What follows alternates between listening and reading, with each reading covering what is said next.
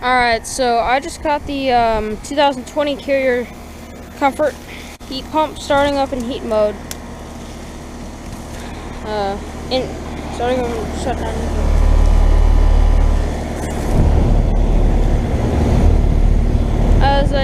There's a reversing valve.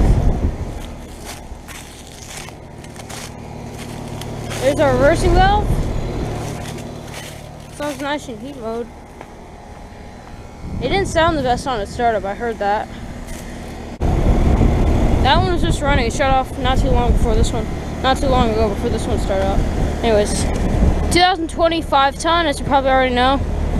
And it's a 25 HCE, by the way. Manufactured January 2020. That's very hot.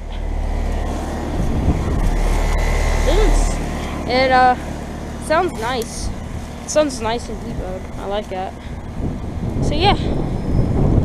Anyways, I'm over and out. Thank you for watching, and over and out.